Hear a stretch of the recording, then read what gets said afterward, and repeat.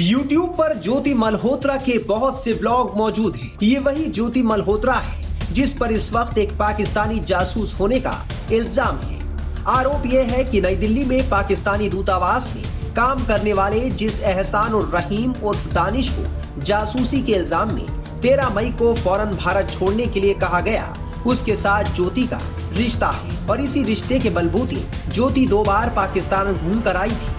पाकिस्तान में ज्योति की मुलाकात दानिश ने पाकिस्तानी खुफिया एजेंसी यानी PIO के 3 और जासूसों से कराई। पाकिस्तानी खुफिया एजेंसी के ये 3 जासूस थे अली अहवान, शाकिर और राणा शहबाज। जिस पाकिस्तानी से हर हिंदुस्तानी 100 बार संभल कर मिलता है, उसी पाकिस्तानी दूतावास के मुलाजिम दानिश से ज्योति की गहरी दोस्ती थी। ज्योति पढ़ी लिखी थी। एक यूट्यूबर और ब्लॉगर होने के नाते उसे ये भी पता होगा कि एक पाकिस्तानी से व्हाट्सएप कॉल, स्नैपचैट या टेलीग्राम से बात करने का मतलब क्या होता है।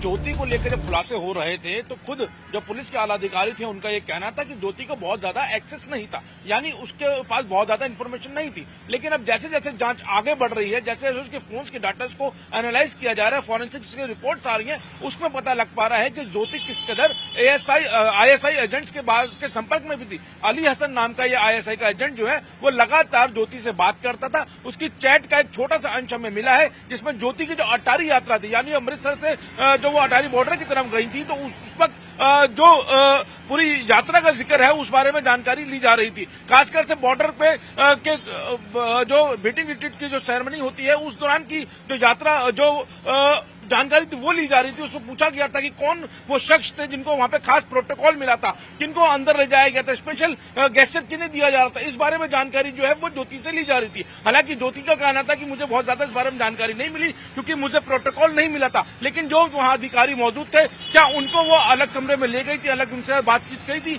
तो ज्योति ये कहना है कि वो इतने नासमझ नहीं थे कि वो मेरी बातों में आ जाते। तो ये चैट का एक छोटा अंश हमें मिला है जिसमें पता लग पा रहा है कि ISI अली हसन के संपर्क में थी। ISI का जो एजेंट था और ISI का एजेंट कौन था, इसकी मुलाकात ज्योति से दानिश ने करवाई थी। जब दानिश से वीजा लेने के दौरान उससे मिली थी तो अली हसन का नंबर ज्योति को दिया गया था, वो दानिश ने दिया था। और अली हसन ने ही ज्योति का पाकिस्तान के अंदर रहने का इंतजाम, उसकी यात्रा का इंतजाम, जो 5 स्टार उसको जितनी भी फैसिलिटीज मिल रही थी उसका इंतजाम अली हसन ही वहां पे करवा रहा था। ऐसी पूरी जानकारी निकल के हमारे सामने आई है और लगातार जांच आगे बढ़ रही है। उसके और फोन्स को भी खंगाला जा रहा है, खासकर उसके लैपटॉप को खंगाला जा रहा है। उसकी यात्राओं के दौरान जिस तरीके से वो वीडियोस बना रही थी और खासकर से उसकी जो मेन यात्रा है जो श्रीनगर तक वो रेल यात्रा करी थी, उस दौरान उसने कई संवेदनशील जानकारियां जो है वो अपनी वीडियोस में दी थी। तो ये जानकारी वो किसी और के कहने पर दे रही थी या नासमझी में इस तरीके की जानकारियां दे रही थी, इसको लेकर भी अभी पूरी वेरीफाई किया जा रहा है। ज्योति 2023 में 2 बार पाकिस्तान गई थी।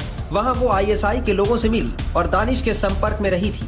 बार बार पाकिस्तान जाने की वजह से भारतीय सुरक्षा एजेंसियां उससे पूछताछ कर रही हैं। ज्योति मल्होत्रा एक ऐसी एजेंट थी कि जो पाकिस्तान के लिए काम कर रही थी और उनको पकड़ी गई, ये एक बहुत अच्छी न्यूज़ है। इनके सिवाय एक और एजेंट पकड़ा गया है, ये भी अच्छी न्यूज़ है। एजेंट की ज़रूरत होती है पाकिस्तान को क्योंकि वो हमारी फ़ौज के बारे में कुछ जानकारी पता करना चाहते हैं, हमारे कैंटोनमेंट की इंफॉर्मेशन, हमारी वेपन सिस्टम के बारे में, हमारे जो अलग अलग लीडर्स होते हैं मिलिट्री लीडर्स, उनके बारे में। इसके सिवाय हमारा मोराल कैसा है, अलग अलग प्रकार की इंफॉर्मेशन होती है जो एजेंट्स के द्वारा ली जाती है। और ज्योति मल्होत्रा इस प्रकार की इंफॉर्मेशन पाकिस्तान को दे रही थी, इस प्रकार की खबर सामने आ रही है। अभी इम्पॉर्टेंट यह है कि एक ज्योति मल्होत्रा पकड़ी गई है, लेकिन इसके सिवाय और काफ़ी सारी ज्योति मल्होत्रा होंगी। तो जो भी सस्पेक्टेड लोग हैं उनके ऊपर सर्वेलेंस रखना चाहिए, उनको पकड़ना चाहिए, टेक्नोलॉजिकल इंटेलिजेंस का इस्तेमाल करना चाहिए ताकि जो भी एजेंट्स पाकिस्तान या चाइना के लिए काम करते हैं वो पकड़े जाए और हमारा इंफॉर्मेशन लॉस ये ना हो। ज्योति के पिता उसे बेकसूर बता रहे हैं, उनका क्या कहना है सुनिए। मेरे को नहीं पता जी चीज का, मेरे को तो क्या क्या कहते दिल्ली जा रही हूँ। दिल्ली जा रही है? तो जैसे वो बता रहे हैं ऐसे कि वो वहाँ कश्मीर में भी गई थी वीडियो बनाने, पाकिस्तान में भी 2-3 बार गई थी, करतारपुर साहिब वगैरह। नहीं, मेरे को तो बता कर जा करते, मेरे को तो इतना बता कर जा करते मैं दिल्ली जा रही हूँ, मेरे को और कुछ नहीं बता कर जाना। तो जैसे उसकी कोई फ्रेंड भी थी जो कभी आती थी घर पे, या कोई हमारे घर पे तो कोई लेडीज नहीं आती थी, ना कोई और। उसकी फ्रेंड जैसे उड़ीसा की भी है कोई लड़की? ना ना जी, कोई नहीं आती हमारे घर पे। संपर्क में कोई आया हो? ना ना, कोई नहीं आया जी। नहीं आया। तो पुलिस लेकर आई थी उसको, या कल? कल पुलिस लेके आई थी। तो क्या किया था पुलिस ने? पुलिस उसके कपड़े लेके चली गई। कपड़े लेके? और आप लोगों से भी कोई बातचीत की थी? हमारे से कोई बातचीत नहीं हुई। और कोई घर की छानबीन वगैरह? ना ना, छानबीन कुछ नहीं करी। आपने पुलिस से पूछा हो तो क्या बताया पुलिस? कुछ भी नहीं बताया, मेरे को बोला ही नहीं है, मैं तो बाहर बैठा इस कमरे में। तो जैसे इससे पहले आपके यहाँ से क्या क्या सामान ले गए थे? लैपटॉप ले गए और फोन ले गए। तो आप पुलिस से जानकारी हासिल करना चाह रहे हैं क्या कुछ? पुलिस से तो जानकारी करना चाहूँ तो क्या जानकारी चाहते हो आप पुलिस से, आप इस व्यक्ति के बारे में? क्या बताऊँ जी, मैं भी परेशान हो रहा हूँ खुद मैं भी परेशान हो रहा हूँ, क्या पूछूं क्या ना। तो यूं कह रहे हैं ना, उसके तो कई लोगों से यूट्यूब, कई उसके लिंक में थे यूट्यूब वाले। मेरे को तो इन चीजों का पता नहीं है जी। तो यूट्यूब की वीडियो कितने समय से बना रही थी? ये तो घर पे ही बनाया करती है अपने। बाहर भी जाती थी ना ये? बाहर जाती थी, मेरे को तो नहीं बता के जाया करती। नहीं, आप बता रहे थे ना पाकिस्तान भी एक बार घूमने गई थी। मैंने नहीं कहा पाकिस्तान में घूमने गई है। अच्छा। मैं तो कह रहा हूँ ये मेरे को तो कह के जाया करती, दिल्ली जा रही हूँ। पाकिस्तान का मैंने कोई नाम नहीं लिया।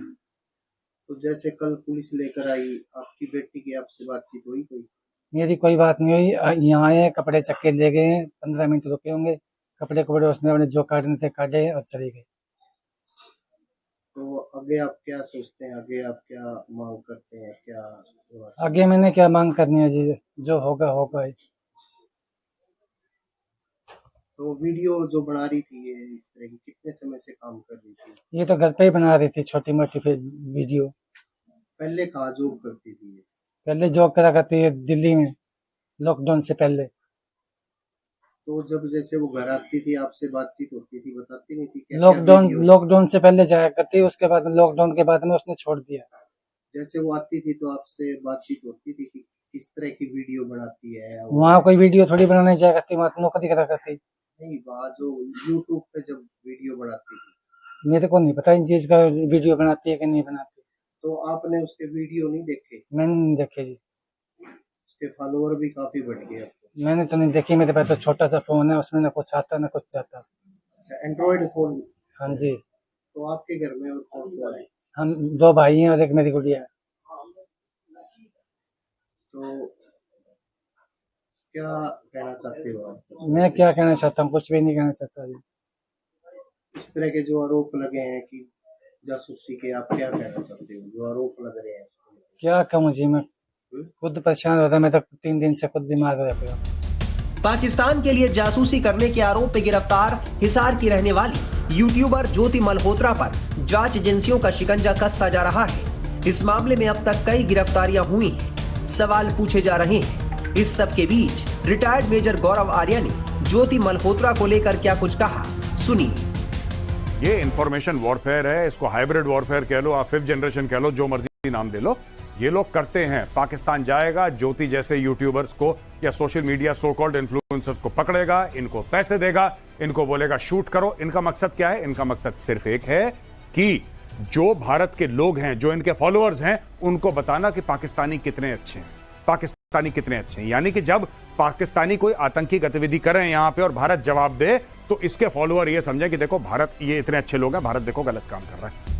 ज्योति का लैपटॉप और मोबाइल जांच एजेंसियों के कब्जे में है। अब देखना यह है कि इलेक्ट्रॉनिक एविडेंस की जांच के बाद ज्योति की सच्चाई क्या निकलकर सामने आती है। वो सचमुच पाकिस्तान की जासूस है या खुद के और अपने ब्लॉग के फायदे के लिए ये सब कुछ कर रही थी।